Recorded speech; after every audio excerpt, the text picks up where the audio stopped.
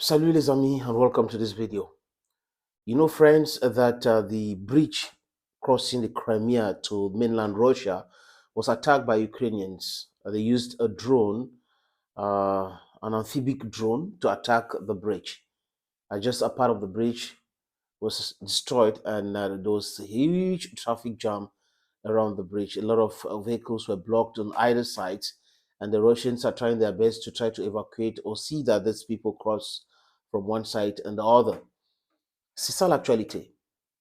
Et on a vu une vidéo tout de suite du Premier ministre russe qui a instruit le vice-premier ministre de prendre les enquêtes en charge lui-même et envoyer des enquêteurs sur le terrain. On a vu le gouverneur par intérim de la région de Donetsk qui a parlé dans une vidéo sur Telegram, qui a dit que c'est les Ukrainiens avec la complicité des Américains parce qu'on a vu un drone de reconnaissance au niveau de la mer Noire.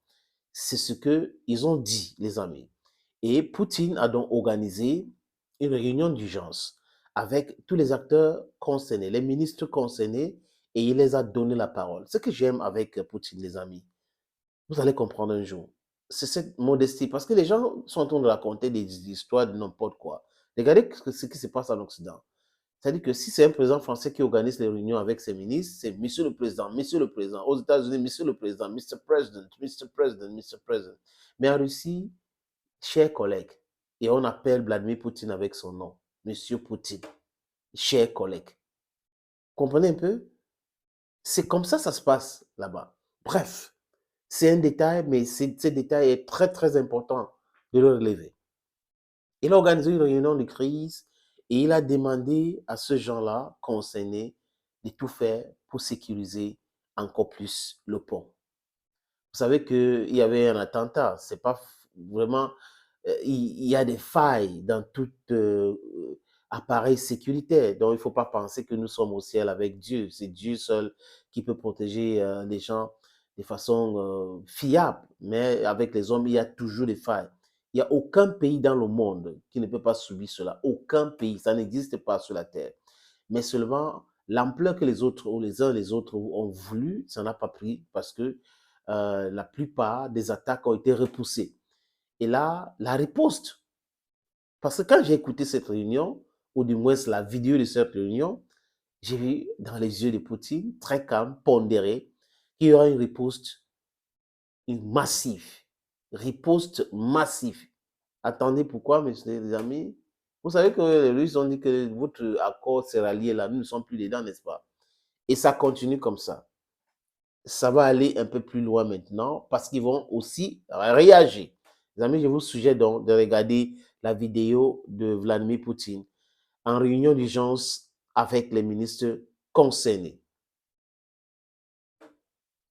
La situation autour du pont de Crimée, vous savez que cette nuit, une nouvelle attaque à caractère terroriste a été effectuée contre le pont. 2 personnes sont mortes et leur enfant est blessé. Et je demande aux autorités régionales et fédérales d'apporter toute l'aide à ces victimes qui venaient de la région de Belgorod. Et je vous prie de prendre la situation sous un contrôle spécifique. La chaussée du pont a souffert lors de cette attaque et donc la circulation des trains et la circulation routière sont perturbées. Et je prie tous les services de l'État de s'informer et de me tenir informé de tout ce qui s'est passé. Toutes les circonstances seront élucidées. Compte tenu du fait que c'est déjà le 2e attentat contre le pont de Crimée, je tends de vous des mesures concrètes pour assurer la sécurité des transports sur ce tronçon. Nous en avons parlé ce matin. Il y a une commission spéciale du gouvernement qui a été mise en place, qui va reprendre les représentants des autorités régionales et fédérales. Nous avons déjà restauré la circulation ferroviaire. Aujourd'hui, il faut apporter une aide à toutes les personnes qui se sont trouvées bloquées en raison de ces perturbations. Il s'agit des passagers des trains et des automobilistes qui sont bloqués. Je vous demande de rendre compte des mesures qui sont prises pour assurer l'approvisionnement en eau et en nourriture des personnes qui sont bloquées et comment le transport est réorienté. Y a-t-il des itinéraires de rechange pour les poids lourds et les véhicules légers? Comment est assurée la sécurité de ces itinéraires? Comment s'effectuent les contrôles sur place? Et enfin, comment sont envisagés des transports par ferry sur cet itinéraire? Il s'agit ici de procéder aux travaux de restauration rapidement et j'attends ici l'implication de spécialistes et de matériel. Il faudra peut-être plus d'éléments et Monsieur le ministre, je vous demande de me parler des mesures qui sont prises. Je vous remercie. Monsieur Poutine, nous avons donc eu une rencontre de la commission gouvernementale ce matin. Nous avons examiné sur place les dommages qui ont été causés par l'attaque. Nous avons examiné tous les éléments abîmés et nous avons pris encore une décision et nous avons proposé de vous faire un rapport. Donc sur place, il y a une distribution d'eau pour les personnes qui sont bloquées, des toilettes mobiles et il n'y a plus à ce moment, à l'approche du pont de Bouchon, nous travaillons avec les administrations régionales, tout est sous contrôle. Nous avons lancé un transport par ferry pour les passagers et aussi pour les marchandises et les autobus. Les trains ont repris la circulation normale, les dommages ne sont pas très importants et n'ont pas affecté le transport ferroviaire. La circulation routière est pour l'instant arrêtée. Donc aujourd'hui, il y a un examen visuel qui est fait du tronçon qui a été abîmé. Aujourd'hui, il y a une partie de la chaussée qui a été complètement détruite et qui ne peut pas être restaurée. Et donc, il y a un déplacement de la chaussée de 70 cm, mais en tout cas, elle tient toujours sur son pilier. Donc il y a des travaux qui sont menés actuellement par des scaphandriers et ils examinent à quel point, et pour l'instant ils ont pu identifier qu'il n'y a pas de dommages sur le pilier. Nous attendions finalement des dommages plus importants.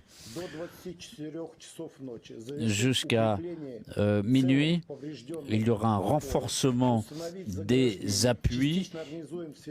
Nous organisons un éclairage supplémentaire et jusqu'à midi, jusqu'à 12 heures, tous les travaux préliminaires ne seront faits. Il y aura d'abord une reprise de la circulation par les véhicules légers, puis les poids lourds sur l'itinéraire de rechange sur l'autre voie. Et petit à petit, nous pourrons lancer cette circulation. Je pense qu'à 1 heure du matin, nous aurons déjà une idée précise de ce qui peut être fait. Le personnel de construction est en chemin pour reprendre les travaux sur place. Les équipements nécessaires autour de cet ouvrage d'art sont préparés. La région de Voronezh a déjà commencé à produire des éléments pour restaurer la travée du pont. Et d'ici le 15 septembre, les 2 bandes de circulation devraient être réparées. Cela concerne à peu près 250 mètres carrés. Il y a la question des approches ici, puisque les ponts classiques ne peuvent pas s'approcher, puisque le pilier qui se trouve entre les deux, pour l'instant, est fragilisé. L'itinéraire de réserve par la terre est ouvert aujourd'hui depuis la région de Rostov jusqu'à la Crimée, en passant par la côte nord de la mer d'Azov. Nous allons simplifier les contrôles routiers. Je vous remercie de l'attention que vous avez accordée à notre rapport. Nous mettons en place des postes de contrôle de la circulation routière supplémentaires et sur toute la longueur de l'itinéraire, nous apportons une aide concrète et nous cherchons d'autres itinéraires de réserve. Nous avons déjà une expérience en la matière et nous avons pu assurer ici, planifier les travaux. Rapport terminé. Je vous remercie. Tout ça, c'est une nouvelle qui est assez bonne, si on peut parler de bonnes nouvelles aujourd'hui. Je parle ici des dommages causés. Ensuite, chers collègues, Monsieur Poutine, nous travaillons aujourd'hui avec nos collègues représentant la région de Kherson et de Crimée. Nous travaillons aujourd'hui. Les problèmes urgents ici, c'est le problème de transférer les véhicules vers la Crimée. Donc il y a aujourd'hui des ferries qui sont mis en place au nombre de 3, plus un qui est militaire, donc 3 civils et un militaire. Aujourd'hui, le temps ne pose pas de problème. Nous avons amené 200 véhicules aujourd'hui. Donc depuis ce matin, évidemment, il y avait un retard, mais nous pouvons transférer plus de 400 véhicules par jour. Et ici, il nous faut un site de traitement des poids lourds. Nous avons envoyé des véhicules et aujourd'hui, les véhicules légers vont être bloqués et nous demandons aujourd'hui de choisir les itinéraires de réserve. 350 véhicules et 250 camions ont été envoyés vers les ports de Crimée. Donc nous pensons que la situation pourrait être apaisée en 24 heures.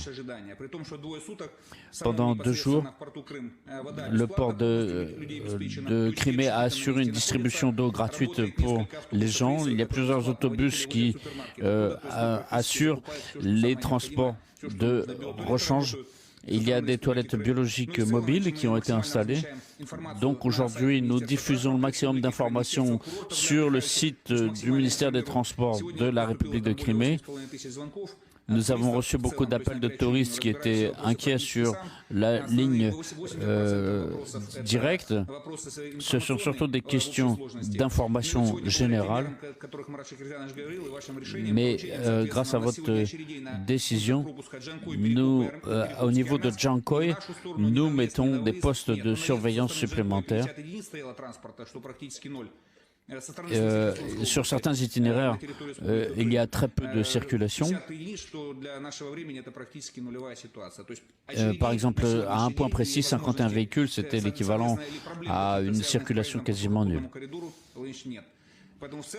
Dans l'ensemble, nous examinons la situation en détail. Nous sommes toujours en réunion en permanence et nous avons des informations régulièrement.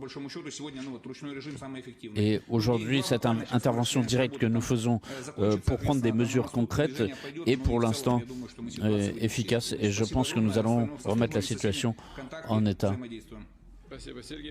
Merci beaucoup, M. Aksionov. Donc ce matin, nous en avons parlé. M. Savelev, à vous. Je sais que vous êtes en contact avec les autorités de Crimée.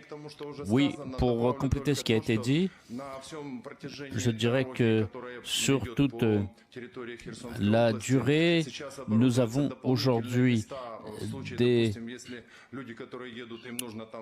plateformes supplémentaires qui ont été installées pour aider les gens qui sont en voyage et qui ont besoin de faire des pauses. Ça peut être ça peut être de la distribution, ça peut être de la nourriture. Tous les services sont apportés ici pour soutenir la population. Le ministre des Transports a parlé des décisions qui ont été prises ici pour accorder des fonds supplémentaires pour la réparation de la voie routière. Mais aujourd'hui, nous avons beaucoup de charges sur certains itinéraires. Il y a eu des accidents, mais aujourd'hui, nous avons pu restaurer la circulation dans son état à peu près normal. L'essentiel est que les personnes puissent circuler de et vers la Crimée.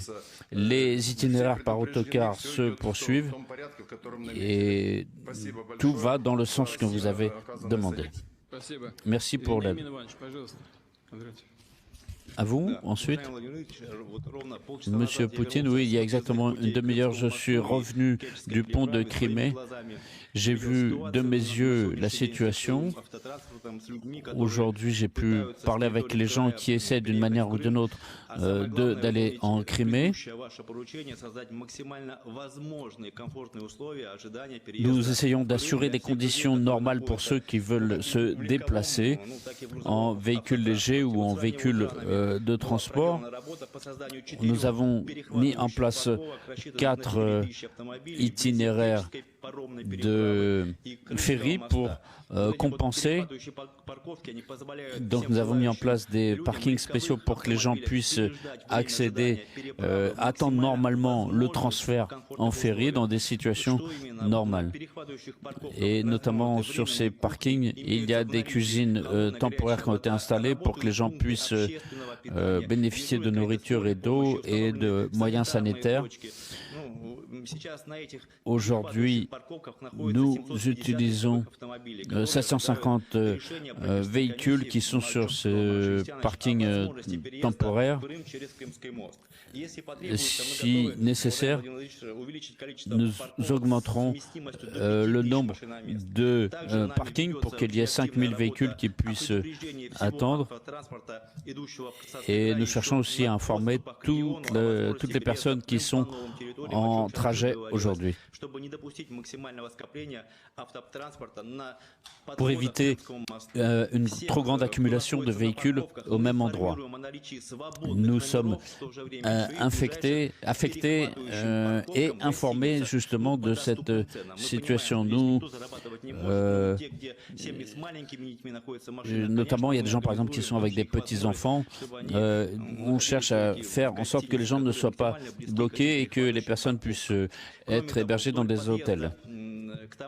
Le long des approches, des abords de Taman, il n'a pas été possible de suivre l'itinéraire du pont de Crimée. Et donc, on dit aussi aujourd'hui de ne pas essayer de s'approcher du pont de Crimée, mais d'attendre la décision qui s'en prise. Monsieur Vladimir Poutine, je tiens à vous dire que les mesures que nous avons prises aujourd'hui ont permis au moins d'évacuer les gens des gros bouchons vers des zones qui sont équipées en parking. C'est important. Et compte tenu de la situation d'aujourd'hui, nous cherchons justement, nous tenons à remettre la situation en état et je vous remercie pour l'aide et les décisions que vous avez proposées. Et si une solution sera prise quand même, il n'y a pas de solution dans les 24 heures de faire comme une circulation par le pont. On voudrait que ce soit d'abord les gens qui sont des habitants de Crimée. Et c'est simplement des gens qui ont besoin de rentrer chez eux. et que moi justement j'ai parlé avec des gens et les gens disent que passer par l'itinéraire terrestre de réserve pour eux c'est un grand détour et donc les gens préféraient revenir en direct vers donc on a aujourd'hui 750 véhicules légers qui ont besoin de revenir et là ce qu'il faut c'est qu'on ait un ordre du ministère des Transports de la Fédération de Russie pour que les gens puissent bénéficier soit de ferries, soit de la voie qui fonctionne sur le pont de Crimée. Encore une fois, ici, ce qui est important, c'est que nous avons un travail qui a été bien organisé au niveau des transports par ferry, notamment pour les poids lourds. Mais je comprends que ici, ça va être un peu difficile, mais il faut améliorer justement le fonctionnement des travaux à ce moment-là. 750 personnes, 150 véhicules sont occupés par des gens qui ont besoin de rentrer en Crimée. Si on évacue déjà ces gens-là, ça permettra de soulager la situation et d'éviter une accumulation des personnes. On voit que les gens comprennent la situation. À vous. Monsieur Poutine, chers collègues, nous avons pris des mesures pour normaliser la situation et je tiens à remercier Monsieur Aksionov et Monsieur Belozerov pour dès ce matin, dans la nuit, nous avons parlé de ces situations. J'ai vu qu'il y a un état-major opérationnel qui a été mis sur place. Je ne vais pas répéter dans les détails. J'ajouterai simplement que les informations que nous avons montrent que les itinéraires principaux sur le pont de Crimée pour les transports ferroviaires ont été restaurés. On est en train de il a été pris la décision de continuer à améliorer le trafic ici dans un volume normal. Donc les collègues ont déjà parlé du transport par ferry et aujourd'hui nous avons fait 9 itinéraires de ferry et nous avons eu 180 véhicules qui ont pu circuler déjà sur nos ferries et il y a encore un grand nombre de véhicules qui doivent passer et comme vous l'a dit Monsieur Khusnouline, nous devrions aujourd'hui, pendant la nuit, assurer le transport maximum de ces... Ici, ce qui compte, c'est que les produits importants, essentiels, puissent être transportés sur la péninsule. Je discute avec les responsables des régions, nous sommes en contact permanent et demain nous continuerons. Je vous remercie, rapport terminé. Merci beaucoup. La situation dans l'ensemble est claire. Tout le monde sait ce qu'il faut faire. J'espère que le travail sera fait de façon rythmique. Pour conclure, je voudrais vous dire ce qui suit. Répétez que ce qui s'est produit est une nouvelle attaque à caractère terroriste de la part du régime de Kiev. C'est un crime insensé qui n'a absolument aucune signification puisque le pont de Crimée n'est depuis longtemps jamais utilisé dans des objectifs militaires. Ce sont des civils qui ont souffert. La réponse de la part de la Russie sera faite. Le ministère de la Défense va préparer une proposition en ce sens. C'est clair maintenant, les amis, vous avez vu, vous avez compris qu'il y aura une riposte à sa juste valeur.